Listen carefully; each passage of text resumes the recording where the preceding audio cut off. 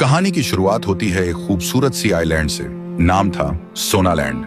जितना प्यारा नाम उतनी ही चमक थी उस जगह में। यहाँ के पेड़ों से जैसे सोना टपकता हो और हवा भी सोने की खुशबू से महकती हो। और इस सपनों के सोनालैंड में रहता था राइस्टार। राइस्टार को सोने से इतना प्यार था कि उसने सोना नाम की लड़की से ही शादी कर ली। और राइस्टार अपनी बीवी से बेपनाह मोहब्बत करता था।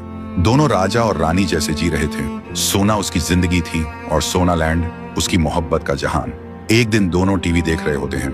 तभी राइस्टार की वाइफ के फोन पे मम्मी का कॉल आता है और बोलता है, बेटा जल्दी आजा, मेरी तबीयत बहुत खराब है, कहीं ऐसा ना हो कि तू मुझे जिंदा ना देख पाए। वाइफ घबरा जाती है और बोलती है, राइस्टार प्लीज मुझे एयरपोर्ट छोड़ो, अभी मम्मी के पास जाना पड़ेगा। राइस्टार बोलता है, चलो, और दोनों निकल जाते हैं। और एयरपोर्ट पहुंचते ही राइस्टार अपनी वाइफ से बोलता है, अच्छे से जाना, मैं सोनालैंड को अकेला नहीं छोड़ सकता। उनकी वाइफ बोलती है, ठीक है, लेकिन तुम भी अपना ख्याल रखना, मैं जल्दी वापस आ जाऊंगी। सब कुछ सही चल रहा था, लेकिन किस्मत को तो कुछ और ही मंजूर था। उधर दुनिया का दूसरा सबसे अमीर आदमी, नाम था वाइट 444, लेकिन वो अमीर बना था लोगों के खून से। एक दरिंदा जो अमीरों को लूटता, जमीन छीन लेता और उनके सपनों को राख बना देता। और अब उसका अगला निशाना था सोनालैंड का सोना। तभी उसका एक आदमी आके बोलता है, बॉस, राइस्टार आइलैंड पे नहीं है। वाइट 444 के चेहरे पे शैतानी स्माइल आती है। तब तो ये सोनालैंड अब मेरा बनेगा।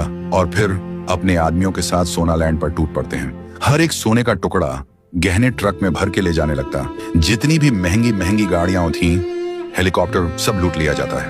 राइस्टार बीवी को एयरपोर्ट छोड़ने के बाद घर लौट चुका होता है। उसे भनक भी नहीं लगी थी कि सोनालैंड खाली लैंड हो चुका था।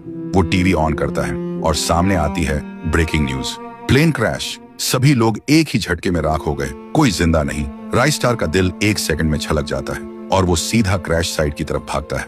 वो क्रैश साइट पे पहुंचता है। सब कुछ जला हुआ, सब कुछ खत्म, एक भी इंसान जिंदा नहीं था, सब राख बन चुका था। राइस्टार टूट जाता है, जोर जोर से चीख कर रोता है, जैसे उसकी दुनिया उसी राख के साथ जल गई हो। फिर थका हारा, आंखों में आंसुओं का समुंदर लिए राइस्टार वापस लौटने लगता है। रास्ते में कुछ लोग प्लेन क्रैश की बातें कर रहे होते हैं। वो चुपचाप पीछे खड़ा होता है, लेकिन तभी एक आदमी कुछ ऐसा कह जाता है जो राइस्टार के होश उड़ा देता है। उसका दिल एक बार फिर से थम जाता है और आंखों के सामने अंधेरा छा जाता है। तो दोस्तों, आखिर ऐसी कौन सी बात थी जो राइस्टार की टूटी हुई दुनिया को और भी चूरा चूरा कर गई? दूसरा हिस्सा चाहिए तो कमेंट्स में आग लगा दो।